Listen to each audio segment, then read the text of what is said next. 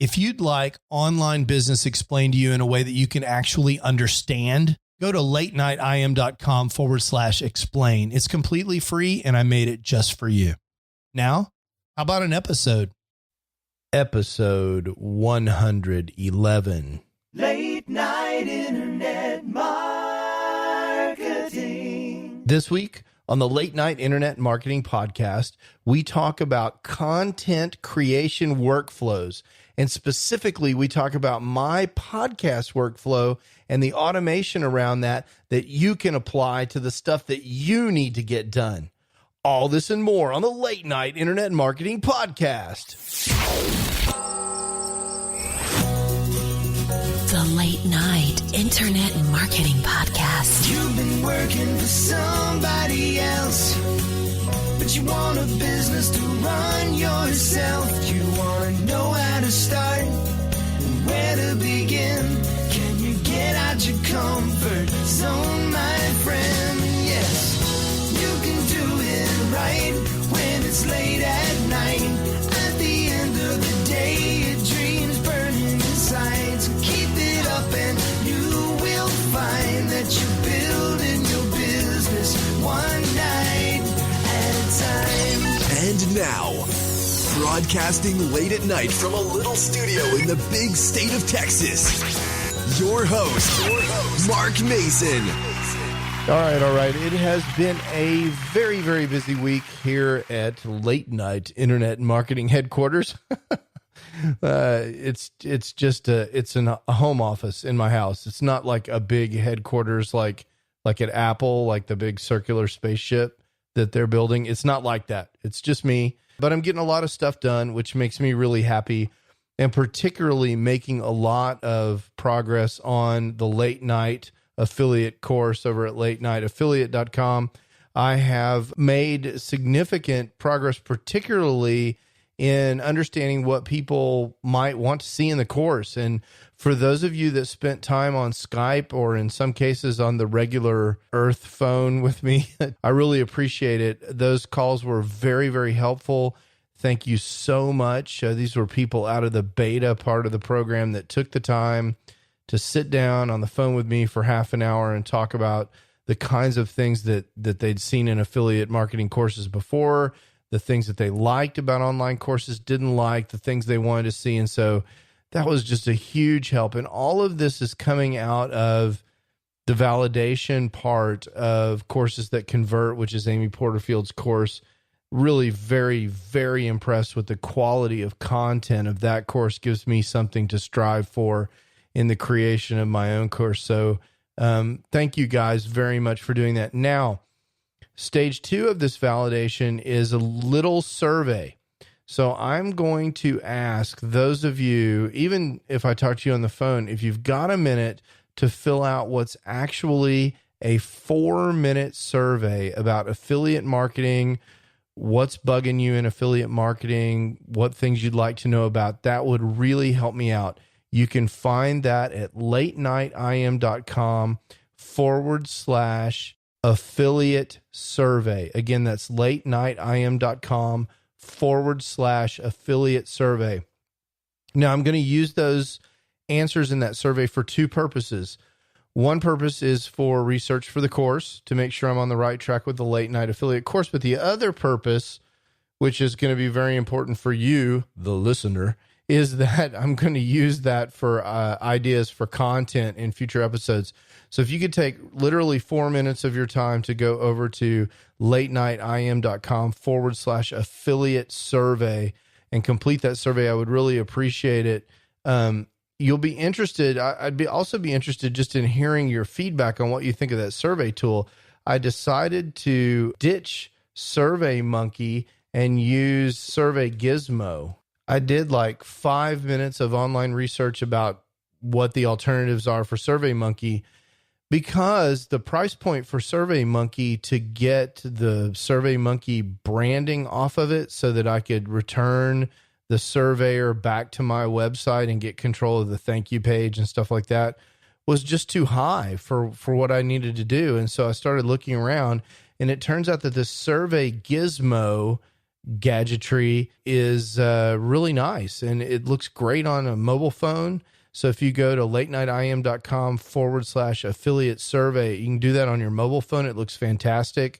And I can export the data out of there. It's just really nice. So I think SurveyMonkey is toast for me after using it for 15 years. And I'm just going to use the new guys on the block because their offering is very impressive and priced right for me. I'll tell you that's happened to me again recently with ConvertKit. That's something we're going to talk about in a future episode here, where I was using Aweber for years and years and years, and they kind of went to sleep, and new competition came along, which is great for the marketplace, and displaced them. We'll be talking about that in a future episode. But right now, I want to get to a little listener feedback. And now, it's time to hear what listeners just like you are thinking. Late night listener feedback. So, usually what I do is I come on here and I give you this great listener feedback all about how I've changed someone's life, and I ask you for feedback, and I still want your feedback. I still want you to go to iTunes and leave me feedback. But check this feedback out from June. I had overlooked this from AC Cole. I was on hiatus a little bit in June, as I have been many times in my podcasting career. And AC starts off with this great review. He says, I'd have to say this is one of the most helpful podcasts given for me being a newbie. I actually sat down and started putting together a list of all three of the areas that you spoke about. He's talking about the niche brainstorming checklist. I didn't quite get to 50 possible niches, but I think I can get to that point with a little more thought. I was somewhat disappointed because there was no follow-up to the episode. It sort of left me hanging for the last week or so, not realizing that this show was actually recorded back in January of 2016. What happened to the follow-up on how someone starts niche marketing from scratch? I'll go through more of your podcast to see if I can get any more info. I love the step-by-step nature. Thanks for what you're doing to help others learn about this industry. So this is a great review. It's a 5-star review. Thank you very much, AC. I really appreciate that. But here is a key thing, and I think this is something that, all of us can take to heart. When you're creating content, you need to be creating it consistently, because people are counting on you to do the things that you say you're going to do. They're waiting for those podcast episodes. They're waiting for that next blog post, and you really need to be consistent with the creation of content. And this applies to affiliate websites as well, because in those cases, you need to keep that content rolling out there so that Google sees fresh content and so that you expand your opportunity to attract traffic into your website. And if you go weeks and weeks or months without publishing any content, you're just really making it very difficult for you to ever get your business to the tipping point. So thanks, AC. Hopefully, I have corrected this issue with podcasts on time and coming each week. What I haven't done yet, and haven't done an excellent job of, is keep pushing the niche site update forward. So we selected a domain name the last time we talked about this, and now we've got to push that to the next step. So next week in episode 112, we'll revisit the niche site, talk about what we've done so far and what we're going to do next, and we'll keep pushing that forward. Interestingly, that's also, that same site's going to be the detailed topic, the over-the-shoulder video topic for the late night affiliate course that we're working on over at latenightaffiliate.com. So that's all a big synergistic thing that I'm trying to pull together. So should be plenty of content there for us to talk about on the show. So speaking of the show, one of the key things about getting content out regularly is having great workflows. And what do I mean by that? Well, a workflow is a set of steps that you follow from start to finish in order to get something done, right? That's the simplest definition of a workflow. And for content creation, what I found is, especially for something like the podcast or an epic blog post, those steps can be a little bit overwhelming. Not overwhelming in the sense that, God, I can't comprehend this, I don't know what to do, but overwhelming in the sense that for someone who is not working full time on their internet business and trying to get things done whenever they have a spare few minutes, which is the way I run late night internet marketing. If I don't know exactly what the next step is, I can waste a tremendous amount of time remembering where I was and getting started again, remembering what all the steps are and so forth. So it's really critical to have documented workflows that kind of help you understand what's going on.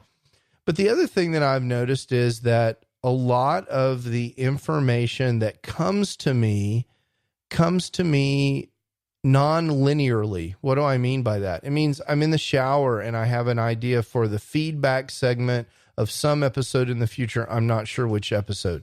And then I'm in a meeting at work and I have an idea, or I hear something on another podcast in the car and I have an idea for a main segment. And then I eat Chinese food at some place and I have a excellent fortune that I want to use as an internet marketing fortune cookie. We're going to have one of those later in this episode. Isn't that exciting?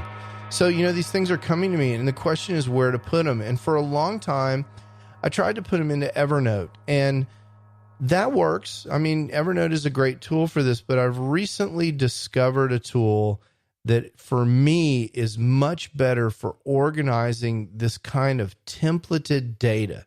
This is kind of a situation where every podcast episode, I have certain segments that I may potentially want to use. An internet marketing fortune cookie segment, a technology news segment, and so forth. And so the question is, for each episode, what goes in those? What's the research for each one of those, so I can have some research to base my discussion on? And then after that, the blog post that goes with the show that I actually create, and other collateral stuff like images and all the stuff you need to put the post together. And so the tool that I've been using to do this lately is a tool for the Mac called Ulysses. Now, if you can imagine what Ulysses is, it's kind of like hierarchical organization of note cards. And I think the intent of it is a publishing tool. If you have an outline for a book, you can load that outline into Ulysses. And just like you did in grade school, each little section of your book can be a note card that you can fill up, and you can drag them and move them around and reorganize your book. And then when you're done, when you've got, 5,000 of these note cards inside of Ulysses, you can hit publish, and you can publish it in all different kinds of formats, EPUB format and HTML and so forth. And it will also publish to WordPress. And you can publish some of the cards or all of the cards, depending on how you set up the hierarchy. So if you can imagine, this is kind of a multi-column pane system, and I'll put some pictures of it in the show notes that you can find over at latenightim.com/111, because this is episode 111. And you can see that you can drag and order these around and so forth. It's kind of cool.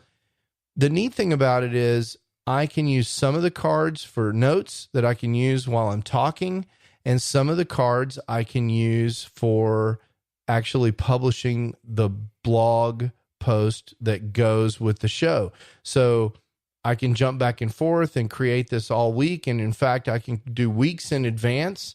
I can create the parts of the show weeks in advance. And like I was saying, if I have an idea for a segment that I want to use this week, and then I run out of time, I can drag it to next week. And so now that's a segment for next week and so forth. So unlike Evernote, it has this kind of jigsaw puzzle capability that's really nice for putting things together. So with regard to workflow, what I've done is I've created a different card for each different part of the show, a fortune cookie card, a tech tip card, a news item card, a main segment card, and so forth. And I've created a template, and all I do is duplicate that template for every show and then fill it out as I go along. And so that has dramatically improved my capability to keep myself organized.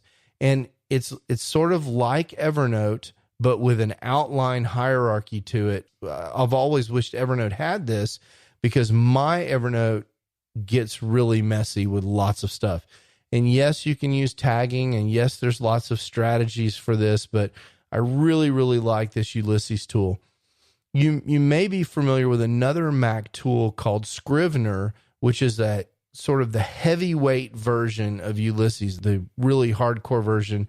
And quite frankly, a lot of people feel it's a bit off-putting because it has such a high level of complexity. So I'm really digging Ulysses. Other good things about Ulysses are that it is available for the iPhone and the iPad, and that syncs seamlessly across all those platforms. So I can work on the show no matter where I am or what device I have, which Mac I have, it doesn't matter. So that's really nice. The other thing that I really like about it is that it's a plain text tool that understands multi-markdown. So I love Markdown. For those of you that aren't familiar with that, Markdown is kind of like a plain text version of HTML. And so I can write in Markdown, which is something that I'm very familiar with. And when I want to publish to my WordPress blog, it converts that to something that WordPress can understand. It handles featured images and all that kind of stuff. And it's just a really, really neat tool. I love it for getting organized. And you might say, well, Mark, I don't have something complicated like a podcast. Do I really need that? Well, blog posts are kind of similar in nature. And Michael Hyatt, quite some time ago, wrote an excellent article about the anatomy of effective blog posts. And I'll put a link to that in the show notes. And basically, what Michael says is every blog post that he writes is composed from a template. I don't know about every, but oftentimes when he writes blog posts, they're composed of this templatized formula where he has a compelling title, a lead paragraph, a relevant image, a section about his personal experience, a main body, and a discussion question. Now, that could easily each be a card inside of this tool, Ulysses, that you could fill out as it occurred to you, and you could put research in there and so forth. It understands the idea of comments, which is really neat.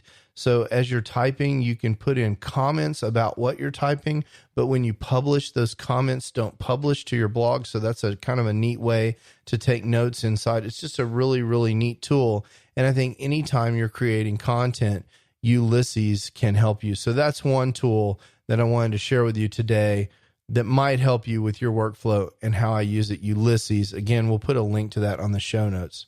Now, for those of you that have a Windows-based PC, I don't know of a real legitimate equivalent to Ulysses. Maybe if one of you knows of something, you can leave a comment on the show notes. There are three things that you might look at. There's an app called Sublime Text, which I've used before. It's a programming app, but it supports Markdown out of the box, which is nice. Of course, there's OneNote in Microsoft Office, which I think is superior to Evernote in many ways. It's really nice. Could be used for this purpose in some ways. Not sure about the WordPress integration for OneNote. And then if you're just into distraction-free writing, which is another great thing about Ulysses, there's a cool app in the Windows App Store called Write Plus that you can try. I don't know that any of those are really close to Ulysses, but that's the best I've got for you. And I'm not going to give you a hard time about having a Windows PC. I understand that's what some people choose to do. It just seems like to me that these kind of apps that are really well thought out and really well done are more prevalent on the Mac. So that's something to think about. I'll get email about that one. Sorry if I offended you and your PC sensibilities. Okay, so now getting the podcast recorded and created and the blog post created is one thing. The stuff that I'm going to do, that's one thing. But then getting it published and handled in social media and getting the transcript done and all that, that's a lot of work by other people. I don't do the transcription. I have a professional transcriptionist that does that. I don't do the show notes anymore. I have someone who listens to the episode and writes the show notes. I write the introduction. They write the here's what was said in the episode sort of stuff for the blog post. I don't create the short link for the podcast anymore. So when you go to latenightim.com/111, that redirects you to the actual podcast. I don't create that anymore. So all of those things are tasks that are assigned in Asana, and there are a bunch of them. There's a lot of different stuff that needs to be done, social media, graphics, and all kinds of stuff. And so what happens is I have automation that watches the RSS feed for the podcast. And when a new podcast episode appears, you see the podcast episode in your podcatcher, whatever you're using to listen to this podcast right now. But Asana sees that episode, and it knows whenever it sees those episodes, it needs to assign a bunch of tasks to people. And specifically, it's not actually Asana that's watching the RSS feed. It is Zapier. Now, you may have heard of this. You might have mispronounced it. So sometimes I hear people say Zapier, which is easy to understand because it kind of looks like that when you look at it. But what the Zapier people say is Zapier rhymes with happier. How awesome is that? So you'll never forget that again. So Zapier is this app like if this, then that. IFTTT. And so what it does is it watches to see a thing happen. And when a thing happens, then it does other things. And these things that it does are called tasks. And the whole thing taken together, the trigger plus the action, is called a zap. So for instance, it watches my RSS feed, and whenever a new podcast episode appears, it does a bunch of tasks. And one of the tasks it does is it asks my virtual assistant, it assigns my virtual assistant a task in Asana, asking her to create a short link for the podcast episode based on the URL that it finds in the feed. So it has intelligence. It can read the things that it's doing. So I have Zaps set up for that kind of automation for blog posts and video blogs and the other kinds of content I create at Late Night Internet Marketing.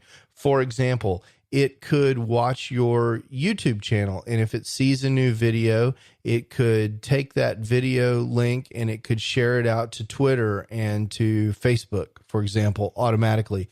That's the kind of things that it does. Now, in and of itself, this sort of thing is just like IFTTT, which is what I used to use. But Zapier has recently added all of this very, very strong filtering and action chaining. So one trigger can fire off a tremendous number of tasks, and the tasks know about each other. And so, for example, you can have the first task can read the URL, and then the second task can do something on Twitter, and then the third task can understand the tweet URL and so forth. And so there's the task can pass information to some extent down to each other in this long chain of events. And so it's really, really powerful compared to what it used to be 2 years ago when I looked at it. And the user interface is absolutely fantastic. So I highly recommend Zapier. That's actually a tool that I am paying for, and you can find that at Zapier.com. Now, with that, I wanted to squeeze in an internet marketing fortune cookie. Direct from the Orient, it's time for the Internet Marketing Fortune Cookie. Now, we haven't had one of these in a while, and to be honest with you, I was pulling out my credit card the other day, and this fortune cookie fell out of my wallet. I collect these up specifically for the show, and it said, "You will soon be the center of attention." Now, we know that the point of the Internet Marketing Fortune Cookie is that everything that you need to know about running a successful internet business can be learned from fortune cookies. There's no need to pay for expensive online courses. You can just read fortune cookies and figure out everything you need to know. And in this case, the fortune cookie is telling us that if you continue to do the work like we were talking about earlier, you continue to publish consistently, you continue to create content, you continue to hustle and do the things that you've decided you need to do for your business, eventually you're going to hit a tipping point and the thing's going to hockey stick on you and you're going to be the center of attention. This is a message from the fortune cookie about not giving up and about understanding that there's not such a thing as overnight success. You've got to keep working. No one starts out as the center of attention, but according to the fortune cookie, you will be soon center of attention. And so just keep working hard, keep hustling, stay after it, and you too will soon be at the center of attention. So saith the fortune cookie.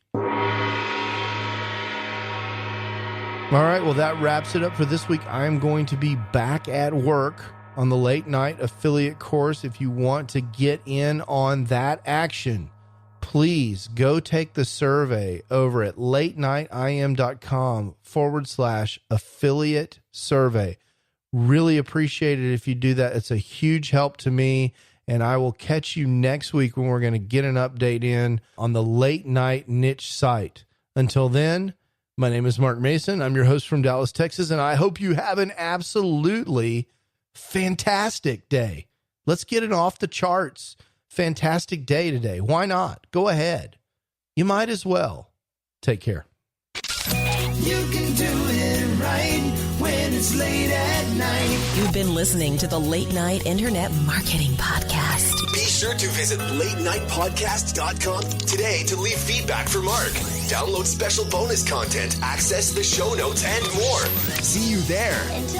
Until then, go and make some great progress on your internet business. One night at a time. One night at a time.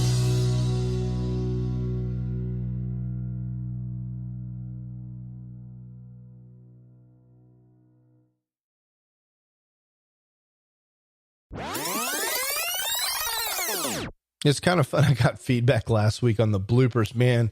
Some weeks it's blooper city around here. I mean, sometimes I just cannot get 2 words out of my mouth to save my life. So in case, you don't know this, most of the time the podcast is direct to drive, meaning I don't edit, but sometimes it's just so hard to get words out of my mouth that I have to go back and make some edits. So I apologize. And I also, of course, do edit to get the show music in and all that. I used to do that live, and I have this kind of cart player and stuff where I can hit a button and roll show music.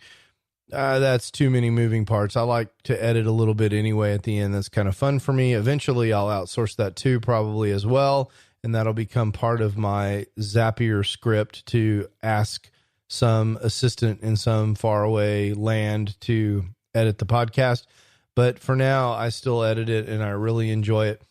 Super busy week this week. I have created an epic blog post for part of the validation of this course that will be going live this week, probably already live by the time that you hear this.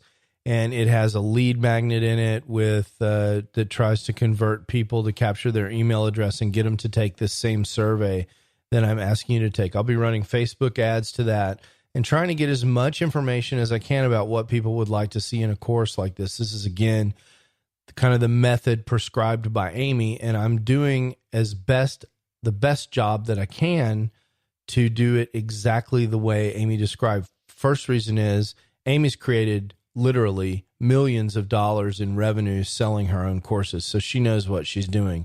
$6 million or something like that at last count. So she really knows. Second thing is, I paid a lot of money for the course, and taking these actions in order is a kind of a nice way to remove doubt, manage the demons, push ahead, just do the next task next and keep going. And eventually when you do that, you find out you're at the end of the course. So that's what I'm doing. And so if I'm seeming a little scarce, that's where I am. I hope you guys are having a great week. If there's anything that I can do to help you, don't hesitate to reach out to me on Twitter at Late Night IM or at the help desk at support@latenightim.com. Have a fantastic week. Ciao. Late night internet marketing. Hey, it's Mark again. I wanted to tell you one more time about this absolutely free resource that I have for helping people who are trying to get the big picture for internet marketing, actually get started and understand what all their choices are. If that's not you, there's no more content. You can skip to the end. But if you're someone who came to this podcast because you're searching for how to get started online and you just can't cut through all the noise, I get it. That was me in 2007 when I was trying to get started. There were so many people throwing offers at me that I really couldn't even understand what all the different business models were. I couldn't understand how money moved around on the internet. And I couldn't really get a grip on what direction I wanted to go in so I could figure out how to move forward. I've created a free video resource for you just for that purpose at latenightim.com/explain. In several short videos, I just explained to you what internet marketing is all about and what online business is all about and the different options that you have for starting an online business. There's nothing to buy there. You just sign up for access and you get the videos just like that. So if that's interesting to you, or if you know someone who's in a same situation, send them that link, latenightim.com/explain. And let me know what you think. I'd love to hear what people are thinking that are in the exact same position that I was in more than a decade ago in 2007. In some ways, it seems like yesterday. And in some ways, it seems like an entire lifetime ago. Again, that's latenightim.com/explain. Late night internet marketing.